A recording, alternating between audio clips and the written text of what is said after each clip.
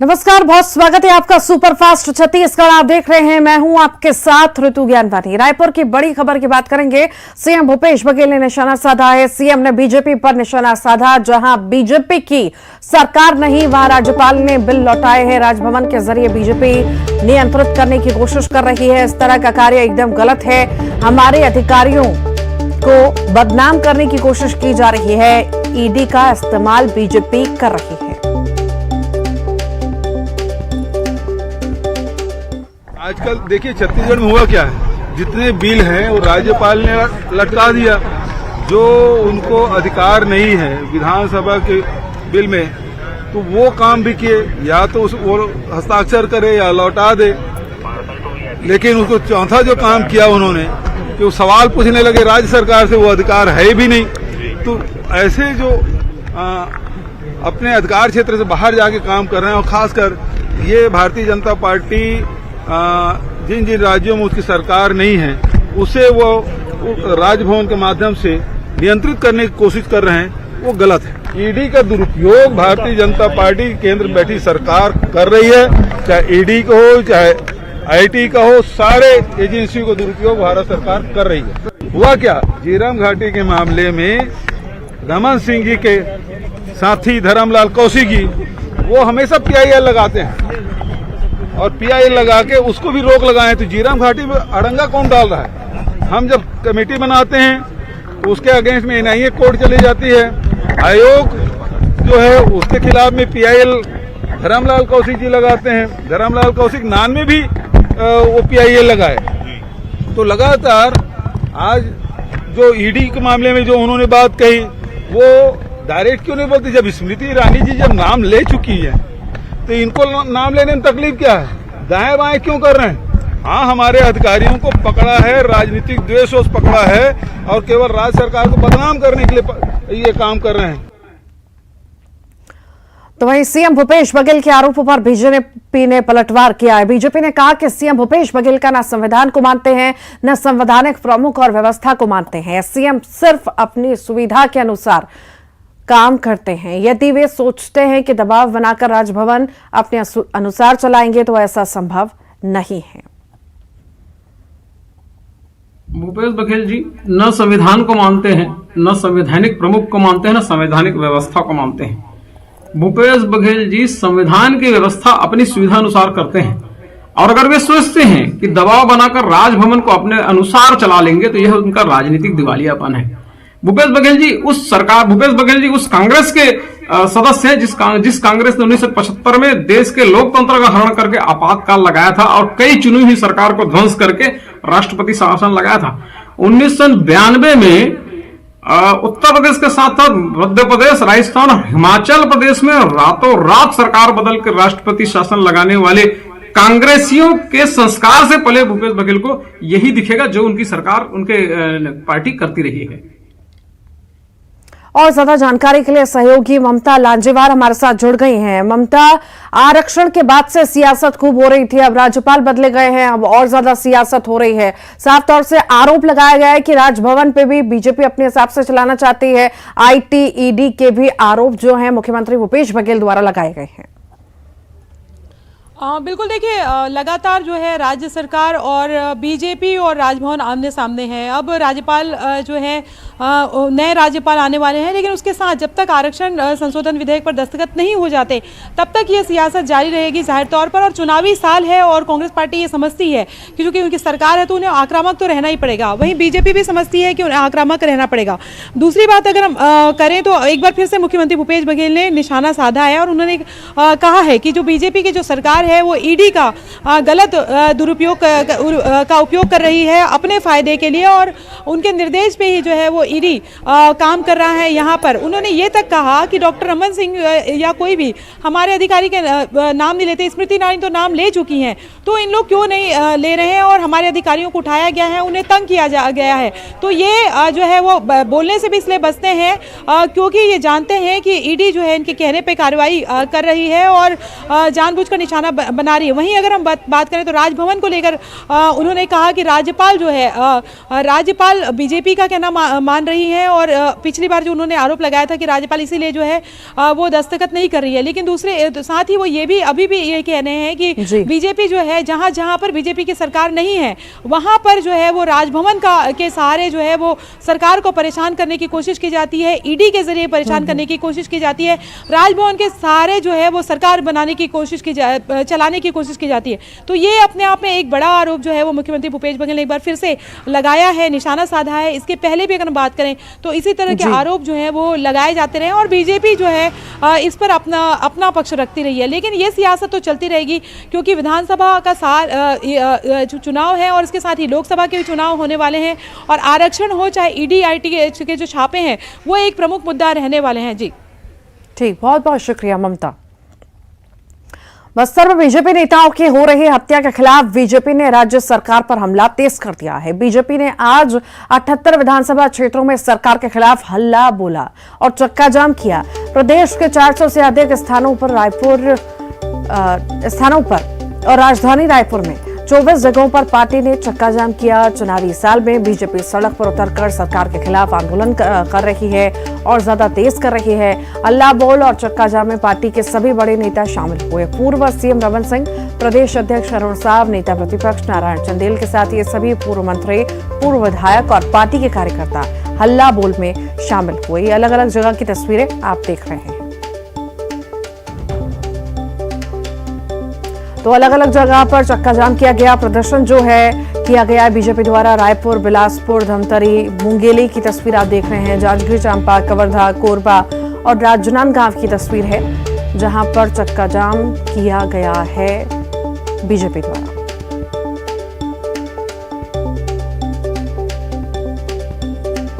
आज पानी सर से ऊपर चला गया।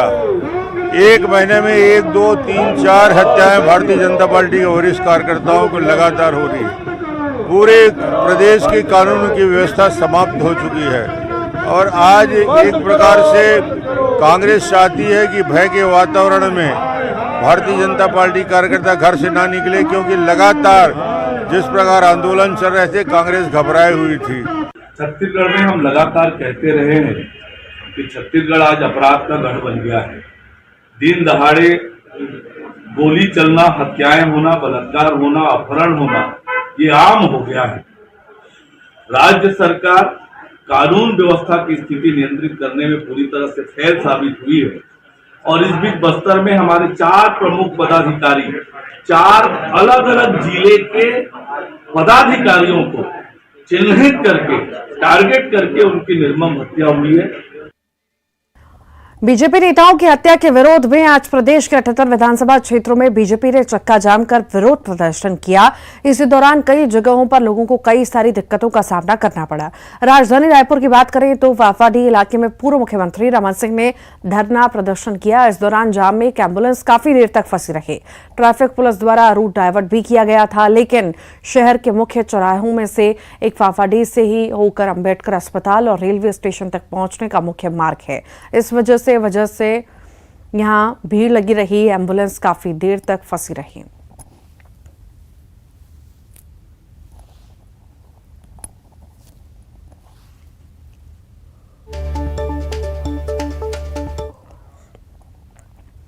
तो वहीं बीजेपी के चक्का जाम की वजह से रायपुर के कटोरा तालाब में कांग्रेस अध्यक्ष मोहन मरकाम की गाड़ी को वापस लौटना पड़ा।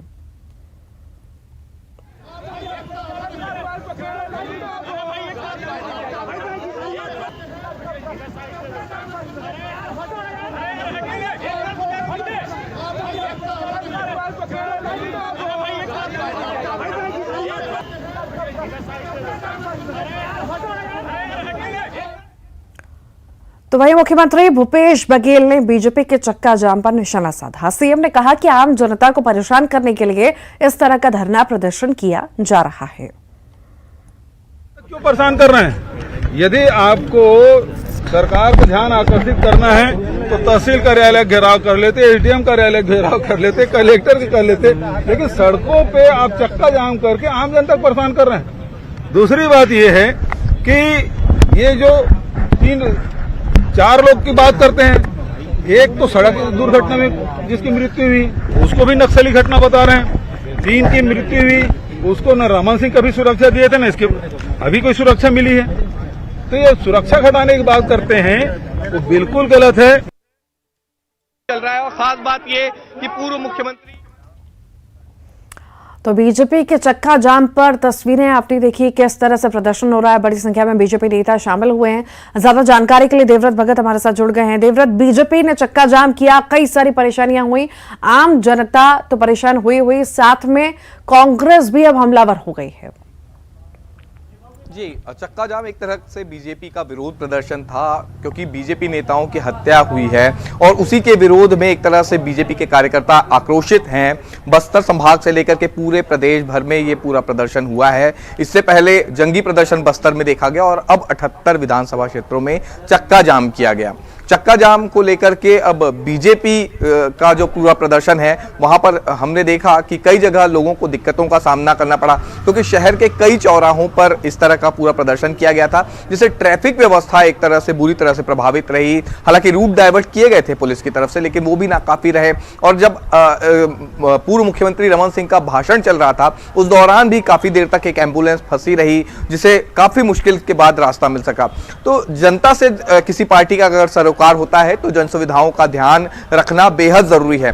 भले ही राजनीति रहे और चुनावी साल है तो इस तरह के प्रदर्शन आने वाले दिनों में भी दिखाई देंगे, लेकिन एक पॉलिटिकल पार्टी के नाते ये भी जरूरी है कि आप जितने भी प्रदर्शन करते हैं उस दौरान जन सुविधाओं का और जनता से को जो दिक्कतें होती हैं उसका भी ध्यान रखा जाना चाहिए। हालांकि प्रदर्शन के रूप में एक तरह से बीजेपी सत्ता पक्ष को ये मैसेज दे चुकी है कि अब लड़ाई जो है वो सड़कों पर है और किसी भी कीमत पर बीजेपी अब पीछे नहीं हटने वाली है। जी ठीक, बहुत बहुत शुक्रिया देवव्रत।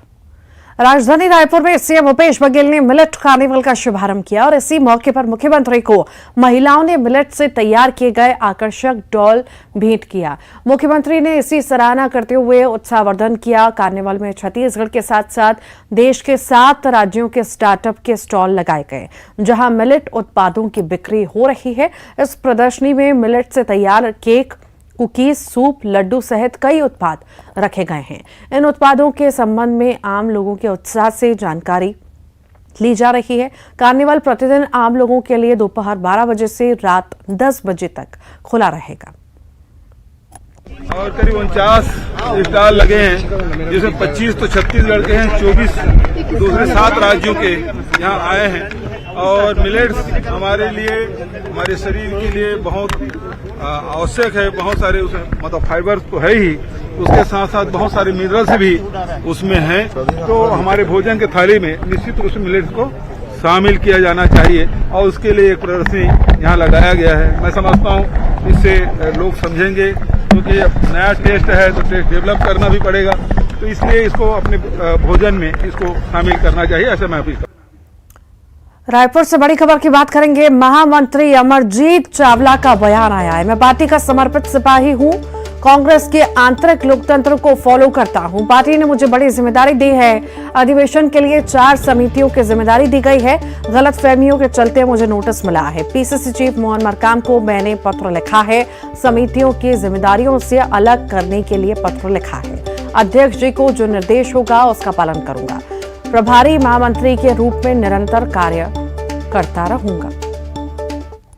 देखिए, मैं पार्टी का समर्पित सिपाही हूं और राहुल जी जिस आंतरिक लोकतंत्र और सारी चीज़ों को लेकर चलते हैं उसको मैं फॉलो करता हूं। मुझे प्रभारी महामंत्री संगठन की एक बड़ी जिम्मेदारी पार्टी ने दी है।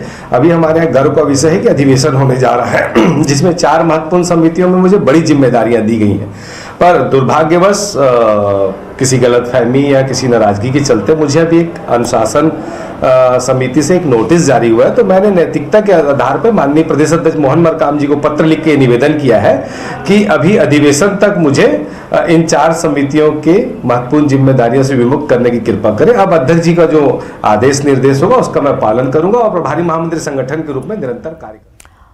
अमरजीत चावला के पत्र पर पीसीसी चीफ का बयान आया है। अलग अलग कमेटियों को जिम्मेदारी दी गई है। संगठन की अन्य गतिविधियों को भी उनको देखना है। जिम्मेदारियों से मुक्त करने पत्र लिखा है। पार्टी नेताओं प्रभारी से चर्चा कर निर्णय लूंगा कि हाईकमान और हमारे ऊपर निर्भर रहेगा।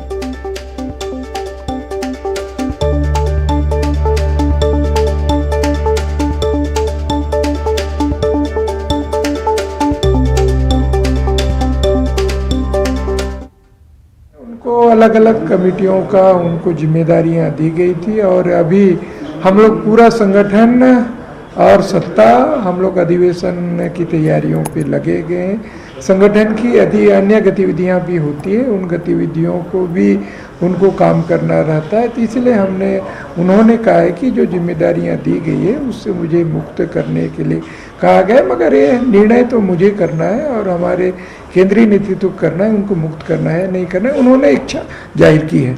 ऐसा नहीं है, मतलब देखिए अलग अलग संगठन का काम, पीसीसी में बहुत से काम होते हैं, रोज रिपोर्ट बनाने रहते हैं, रोज एआईसीसी को जानकारियां देनी रहती।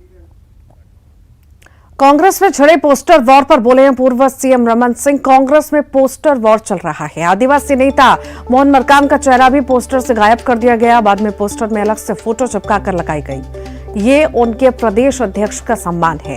प्रदेश अध्यक्ष जो आयोजन समिति का चेयरमैन भी होता है, उसी को पोस्टर से गायब कर दिया।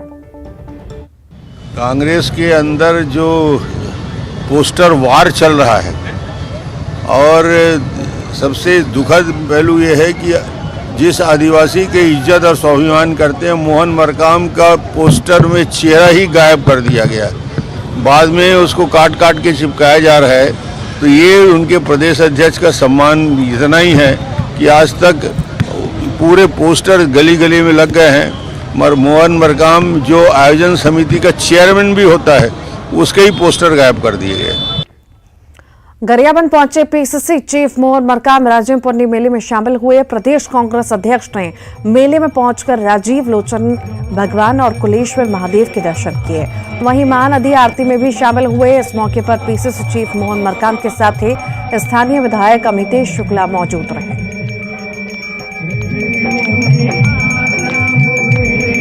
पवित्र नगरी राजिम के इस त्रिवेणी में आज गंगा आरती में शामिल होने का सौभाग्य मिला। छत्तीसगढ़ राज्य की खुशहाली, समृद्धि, शांति की मनोकामना को लेकर हम राजिम की पवित्र धरती में आए हैं। छत्तीसगढ़ में खुशहाल हो, हम ईश्वर से प्रार्थना, गंगा मैया से प्रार्थना करते हैं। रायपुर में सेलिब्रिटी क्रिकेट लीग का आयोजन होने जा रहा है, जिसमें शामिल होने के लिए कई बॉलीवुड और साउथ के फिल्म स्टार पहुंच रहे हैं। इसी कड़ी में साउथ फिल्मों के स्टार किच्चा सुदीप राजधानी रायपुर पहुंचे, जहां उन्होंने न्यूज 18 से खास बातचीत की। किच्चा सुदीप ने साउथ की फिल्मों को लेकर कहा कि अभी उसका फेस चल रहा है। हिंदी फिल्मों में काम करने को लेकर उन्होंने कहा कि हमारी फिल्में भी अब हिंदी में आ रही हैं। हिंदी भाषियों को भी कन्नड़ फिल्में करनी चाहिए और कन्नड़ सीखनी चाहिए। इस मौके पर उन्होंने कहा कि छत्तीसगढ़िया सबले बढ़िया। हमारे फिल्म हिंदी में आ रही है तो हिंदी कब बोल रहे हैं ना हम, तो इसका अब एक्चुअली ये भी हम देखना पसंद करते हैं कि हिंदी वाले भी थोड़ा बहुत कन्नड़ा, तमिल, तेलुगु या मलयालम बात कर ले, वहाँ भी फिल्म कर ले। जी जी, ये पहले उल्टा होता था कि हिंदी फिल्में वहाँ पर जाती थी और लोग देखा करते थे। अब क्या आपको लगता है सर? नहीं, बिल्कुल नहीं आती। देखो, हमें हिंदी आता है। जी जी। और आपको कन्नड़ा नहीं पता, कन्नड़ा भी हमारी ये भाषा है ना, सीखो आप थोड़ा बहुत। आपको लगता है सबको सीखना चाहिए? सिखाएं। कुछ बोलिए। नानू नानू कन्नड़ा ಕನ್ನಡ ಕಲಿತೀನಿ ಕಲಿತುಬಿಟ್ಟು ಮುಂದೆ ಮಾತಾಡ್ತೀನಿ ನೀವು ಹೇಗೆ ಹಿಂದಿ ಮಾತಾಡ್ತಾ ಇದ್ದೀರೋ ಹಿಂದಿ ಮಾತಾಡ್ತಿದ್ದೀರೋ ನಾನು ಕನ್ನಡ ಮಾತಾಡ್ತೀನಿ अब इसका मतलब भी बता दीजिए। जब आप हिंदी बोल रहे हो तो हम भी कन्नड़ा बात कर लेंगे, आप जैसे हिंदी सीखे हम भी कन्नड़ा सीख लेंगे।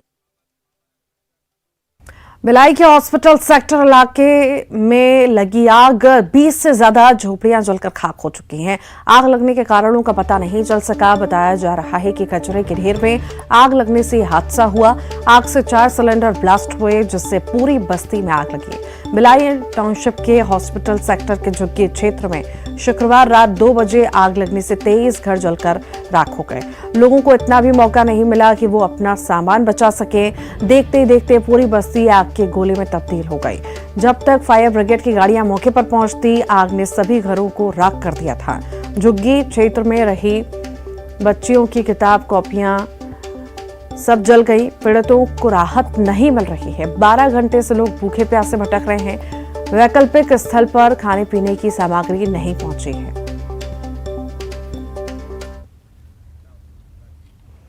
और इसी के साथ ही सुपर फास्ट छत्तीसगढ़ में इतना ही।